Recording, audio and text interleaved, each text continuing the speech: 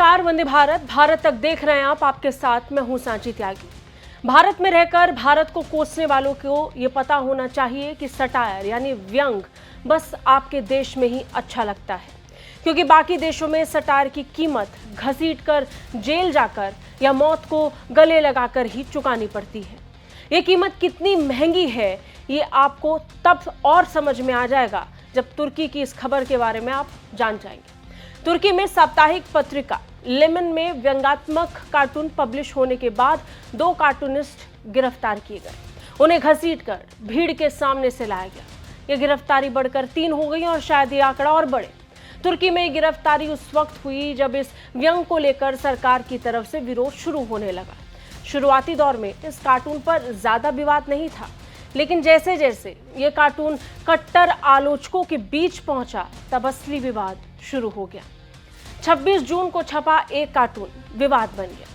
विषय की गंभीरता को देखते हुए हम आपको वो कार्टून तो नहीं दिखा सकते, लेकिन उसमें ऐसा क्या छपा था ये हम आपको जरूर बताएंगे। ये विवाद इसलिए इतना बड़ा क्योंकि इसमें कुछ आपत्तिजनक था। रॉयटर्स की रिपोर्ट के मुताबिक कार्टून में यहूदियों के प्रॉफिट मूसा और मुसलमानों के प्रॉफिट मोहम्मद जैसे दिखने वाले लोगों के कार्टून आसमान में हाथ मिलाते हुए दिखाए गए थे, जबकि युद्ध जैसे दृश्य में मिसाइलें उनके नीचे उड़ रही थी।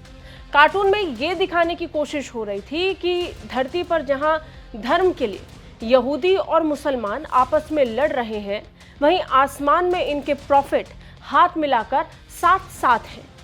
बुद्धि रखने वाला व्यक्ति इस इलस्ट्रेशन को संघर्ष के बीच धार्मिक सद्भाव को बढ़ावा देने वाले मैसेज की तरह देख रहा है, लेकिन उन्हें इससे बड़ी दिक्कत होगी जिनके लिए प्रॉफिट मूसा अस्तित्व में ही नहीं है, या फिर वो जिनके लिए उनका प्रॉफिट ही एकमात्र प्रॉफिट है। और वो हुआ भी। सबसे ज्यादा दिक्कत तुर्की के सरकारी अधिकारियों और धार्मिक लोगों को हुई। इस कार्टून पर उनकी तरफ से कड़ी आपत्ति और प्रतिक्रिया देखने को मिली।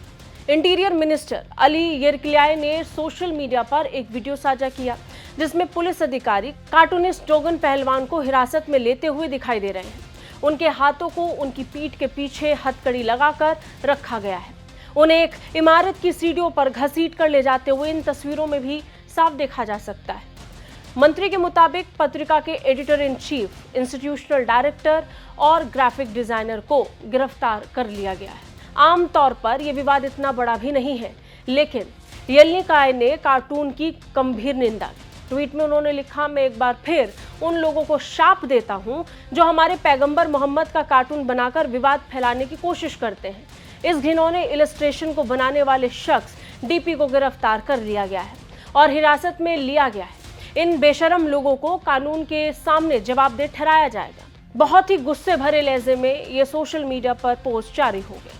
न्याय मंत्री यिल्मास टूंक ने ऐलान कर दिया है कि तुर्की दंड संहिता की धारा 216 के तहत जांच शुरू होगी, जो घृणा और दुश्मनी को बढ़ावा देने के अपराध के तौर पर इसका इस्तेमाल होता है। कार्टून के सिलसिले में 4 लोगों को हिरासत में लेने के आदेश भी जारी हुए हैं। मंत्री टूंक ने कहा है कि कोई भी आजादी किसी यकीन के पवित्र मूल्यों को बदस्तूर तरीके से हास्य या विषय बनाने का अधिकार नहीं देता है। पैगंबर मोहम्मद से जुड़े कार्टून या चित्र धार्मिक संवेदनशीलता और सामाजिक सद्भाव को गहरा नुकसान पहुंचाते हैं। प्रदर्शनकारियों ने भी इसे लेकर जमकर प्रदर्शन किया। इस्तांबुल के एक बार पर हमला कर दिया गया जहां लीमेन मैगजीन के कर्मचारी अक्सर आते थे। इस दौरान प्रदर्शनकारियों और पुलिस के बीच तीखी झड़प भी हुई। एएफपी की रिपोर्ट के मुताबिक इस्तांबुल के डाउनटाउन बार में पुलिस और प्रदर्शनकारियों के बीच झड़पें तेजी से बढ़ी, जिसमें करीब 250 से 300 लोग शामिल थे। भीड़ में कुछ लोग लीक, बाल्टियां और पत्थर लेकर आए थे और उन्होंने इसके खिलाफ खूब नारे भी लगाए। पुलिस ने अशांति रोकने के लिए आंसू गैस और रबड़ की गोलियां भी दागी, लेकिन विवाद जारी रहा। इतना कि तनाव अब जमकर तुर्की में देखने को मिल रहा है। विवाद बढ़ा तो लेमन मैगजीन ने सफाई दी। लेमन मैगजीन ने अपने बयान में सफाई देते हुए कहा कि इस कार्टून को गलत समझा गया है। उन्होंने स्पष्ट किया कि वो पैगंबर मोहम्मद की आलोचना नहीं कर रहे थे, वो तो किसी सामान्य मोहम्मद की बात कर रहे थे। एक ऐसे मुसलमान की कहानी को कार्टून में दिखा रहे थे जिसे इजरायली हमले में मारा गया, और लेखक ने बस ऐसे ही उसे मोहम्मद का नाम दे दिया था, जो दुनिया में एक सामान्य नाम है। धार्मिक भावना आहत होते देख मैगजीन ने माफी तक मांगी। लेकिन माफी स्वीकार नहीं हुई, गिरफ्तारी हो गई। मैगजीन ने अपनी सफाई में कहा कि यह धार्मिक अपमान नहीं बल्कि युद्ध पीड़ितों की पीड़ा का चित्रण था। हम आग्रह करते हैं कि अभिव्यक्ति की आज़ादी का सम्मान हो और इस मामले को एक अभियान के रूप में नहीं देखा जाए। इस घटना ने तुर्की में अभिव्यक्ति की आज़ादी पर फिर सवाल खड़े कर दिए। देश की प्रेस फ्रीडम इंडेक्स में भी स्थिति चिंताजनक है। रिपोर्टर्स विदाउट बॉर्डर्स के अनुसार इस मामले में तुर्की लगातार 158वें स्थान पर बना हुआ है, जो स्पष्ट संकेत देता है कि धर्म पर आधारित सीमाएं कितनी संवेदनशील हो गई हैं। यहाँ पर धार्मिक सहिष्णुता का रिकॉर्ड क्या है, ये दुनिया देख रही है।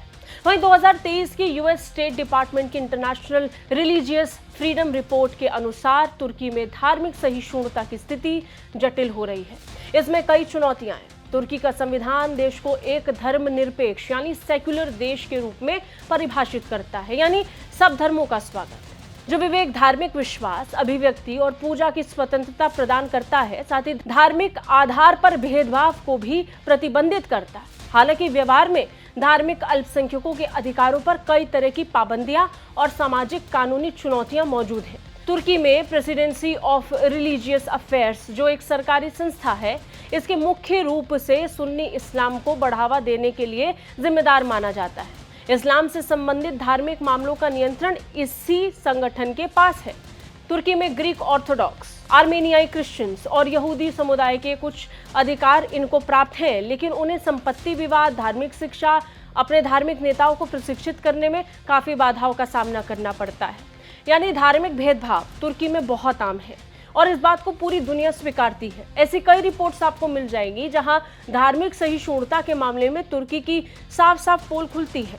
भारत, जहां हर धर्म के लोगों को खुलकर जीने और अपने विचारों को व्यक्त करने की आज़ादी है, उस मामले में बाकी देश काफ़ी पीछे नजर आते हैं। भारत में हिंदू, मुसलमान, सिख, ईसाई या कोई भी धर्म बहुत शांति और चैन के साथ जी सकते हैं। वो यहूदी जो इजराइल के अलावा किसी और देश में उतना सुरक्षित ना महसूस करते हैं, वो भारत आना पसंद करते हैं। और भारत और इजराइल के बीच की ये दोस्ती साफ नजर आती है, वो भी तब जब भारत में भी मुस्लिम लोगों की संख्या लगातार बढ़ रही है। बावजूद इसके भारत सुरक्षित माना जा रहा है। लेकिन सबसे बड़ी बात तो ये है कि वो भारत जिसमें फ्रीडम ऑफ एक्सप्रेशन और स्पीच के मामले पर हर दिन विवाद बढ़ता जाता है, वो बाकी देशों के मुकाबले में कहाँ है, ये नजर आना चाहिए। पूरी दुनिया में ये साफ स्पष्ट दिखाई पड़ता है कि कैसे लोग अपनी राय तक नहीं रख पा रहे हैं। कुछ भी बोलने से पहले उन्हें 100 बार सोचना पड़ता है, और अगर बोल दिया या जाहिर कर दिया तो विवाद अपने आप बढ़ जाते हैं। ये हमने कई मौकों पर देखा। हमने ये स्वीडन में देखा, हमने ये फ्रांस में देखा।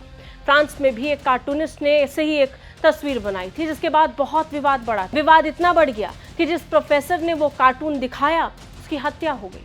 मामले कई हैं, लेकिन सुर्खियों में और दुनिया में विवाद बनाने वाले कुछ मामले ऐसे हैं जिसने सबका ध्यान खींचा। इस लिहाज से तुर्की में भी पैदा हुआ ये विवाद फिर एक बार धार्मिक सहिष्णुता को लेकर सवालों को खड़ा कर रहा है। आपकी क्या राय है? कमेंट बॉक्स में कमेंट करके हमें जरूर बताइए।